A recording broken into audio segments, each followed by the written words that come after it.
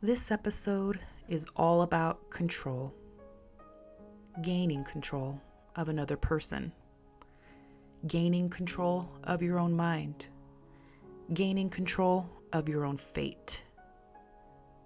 But also, it's about losing control. Losing control of other people. Losing control of your identity. Losing control of yourself.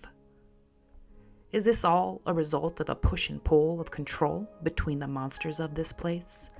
Between the good and evil forces that exist here? We also see more evidence that determinism is real, that things they do in the present or future have already happened.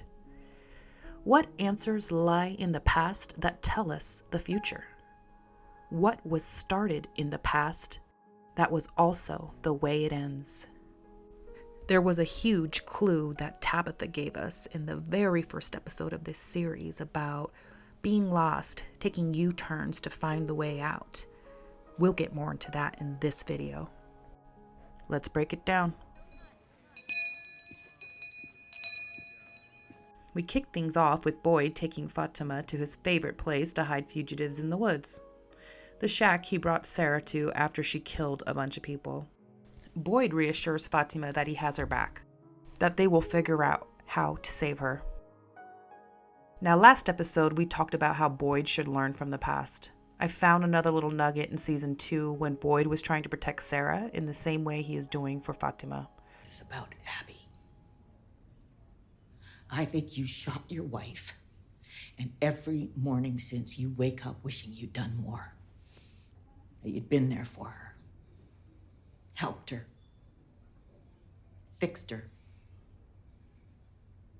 But Abby's dead, Boyd. And Sarah's a killer. Donna has repeatedly tried to warn Boyd to learn from what happened with Abby. She told him he made a mistake with Sarah, trying to control the situation and fix her as if it was some sort of atonement or something for Abby. He's now doing the same thing with Fatima. Was it a mistake? You could see it that way. Because he let Sarah live, Boyd entered the faraway tree, leading to the music box cicada monster. Boyd and Ellis finally admit to Donna what happened, but that they want to cover it up and protect her, like with Sarah. Donna once again warns Boyd he's making a mistake. I just see someone who may have just betrayed the one thing this place still has going for it. And what's that? Faith. In you. You think He already broke the trust of the townspeople when he did protect Sarah last time. This would completely shatter any remaining faith in Boyd as a protector, as a leader of this town. Boyd seems to have lost control of the situation. I mean, come on, he must know that people will be more freaked out to find a dead body during the day, that people will also likely blame Sarah, and that people will eventually question where the fuck is Fatima. Despite everything, Boyd decides to continue on with trying to go hide away with Fatima. And here comes Jim, patronizing Tabby again. Now look, I actually think he has a very valid point. He brings up how this place has been fucking with him while she was gone, that their dead son. Jim doesn't want Tabitha to continue on about her dream. He's afraid, so he tries really hard to control Tabitha, to convince himself she's just a Lulu, he can fix it.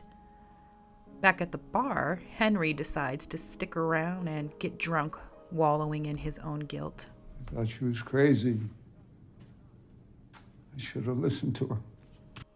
Quick shout out to check out my video from last week. The themes were all about listening to crazy, and Henry once again reinforces this idea that crazy is logical, at least in Fromville. Okay, moving on. Jim shows up unannounced and is ready to rumble. You see, our man Jim here is insecure. He thought he was going to be the one to solve this place. I mean, he is an engineer, right?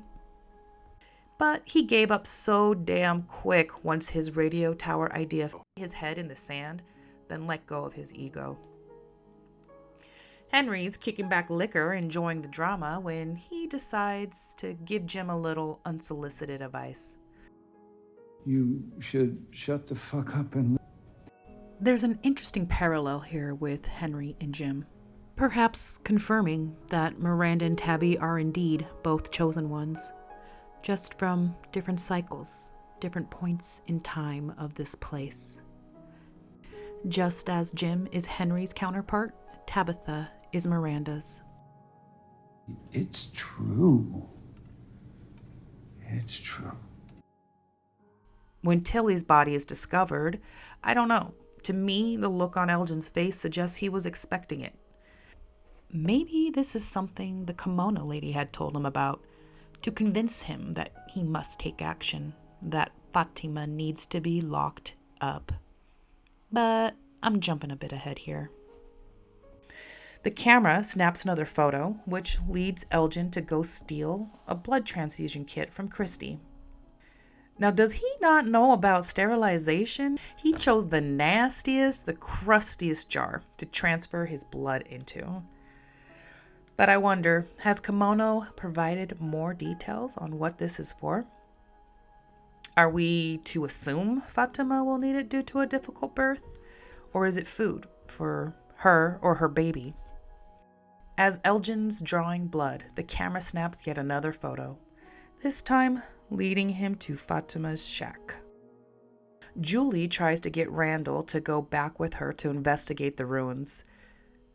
When they were there, it was finally quiet in her head again. She thinks they can gain back control of their minds, their peace, by going back. But Randall is our devil's advocate, and he is not feeling that. Just like Sarah had a part to play in leading Boyd to unleash the cicada monster, as we're soon to find out, so does Julie. And Randall here is the one who we always see swarmed up and tortured by cicadas. But our girl Julie is gonna go back to the ruins no matter what. She wants to take control of her fate. She rushes home to ask for help, but before she can even utter a word, here comes Father of the Year Jimbo to tell her to watch Ethan as he darts out the door. Well, I guess who better than Ethan to take on a quest to the ruins? Ethan's been brushing up on his D&D lore anyways. Instantly transported into the dungeon without Ethan. And here we get the huge reveal. Time travel, it exists. Yep, right here in Frownville. While in the dungeon, she time jumps to the past to see herself, Randall, and Mari chained up. Then she time jumps. As she exits the dungeon door, she ends up in another time jump in the tunnels. She hears her mom, Tabitha, and Victor when they were trying to get out of the tunnels after Tabitha had dug that hole in the basement. She then hears the screams of the Ankui children, presumably after another time jump to when they were originally laid out on the stones, like we later hear about in the Boy in White story. While Julie is time traveling in the dungeon, her body with Ethan is convulsing. Man, this all leads to so many questions. Like, does this mean that whenever we've seen someone having a seizure, they were also time traveling? In the very first episode, Ethan has one while trapped in the RV. Sarah does as well when her and Boyd go to the bottle tree. Also, is it possible anytime we've seen a ghost, it was actually someone time traveling? Like Abby, Father Kotri, and Tom. And what about Martin then? Do we assume whenever Boyd was with him, they were in a different time? There's a lot to unpack, from the mechanics of time travel to figuring out when we've seen these characters from the past or future interacting with those in the present. What do you think? Victor is losing control of his temper, trying to remember, trying to get Jasper to talk. He starts heckling Sarah's performance with Jasper like he's at a Jeff Dunham show. Victor decides that Sarah just ain't cutting it, and they enlist Tabitha to help get Jasper to talk. Tabitha and Sarah help Victor gain control of his memories. He finally remembers that he was in the church when he saw Jasper and Christopher talking. They head over and enter the basement. Victor starts to see things a lot more clearly. But moment, I think Victor realized why this memory was blocked out. I think he blames himself for telling his mother about the tree, leading to her assumed death. The boy in white says that the answers to the end are in the beginning. Is this a nod to what we just discovered with Julie with time travel? Will they have to figure out how to travel to when the Ankui kids originally were murdered on the stones? Or maybe it's a meta callback to season 1, episode 1. Julie tells a story to Ethan in the RV about Norman, who gets clawed by a monster and dies by the Lake of Tears before the fairies could come save him. She also teases him about the murder of crows and how they will come up under your covers at night and peck your face off. Are these foreshadowing events that are to come? There's also a scene in the RV where Tabitha says this. What's that word? Like a switchback. You know what I'm talking about? Like you merge getting on, but then to get back, you'd almost have to do like a U-turn to get back on the original road. I think this is telling us that in order to get out of Fromville, they need to go back in time. Perhaps the tree that the boy in white says you have to go into isn't the faraway tree, but it's the fallen tree. The fallen tree is the point in which you merge into the Fromville dimension. And in order to get back on the original road, you must cross the threshold. When Ethan gets on top of the tree, the crows suddenly appear. They are there as part of the bad force. They are there to scare and attack anyone who dares cross it. Remember what Ethan said about thresholds? You're at a threshold. Hero has to be brave. Maybe they need to bring one of those scarecrow-looking ass statues out here to get through it. Whatever the case may be, time travel seems to be a key component in cracking the code of Fromville. Back to Fatima, she's still a hot mess, and who can blame her? She doesn't trust herself to be around anyone. She knows she's lost control of herself. Ellis tries to comfort her. He tries to tell her everything is going to be okay. They've got this under control. As Ellis leaves, Kimono Lady makes her debut to Fatima, perhaps as an omen of things to come. Like how things are about to get real kidnappy with Elgin. Seems like Boyd and Ellis don't really have things under control after all, do they? So Elgin takes Fatima to the cellar and she instantly feels the vibes are way off. She tries to leave, but he blocks her. In that moment, leave it to a man to tell a woman what's best for her, right? To exert his control over her.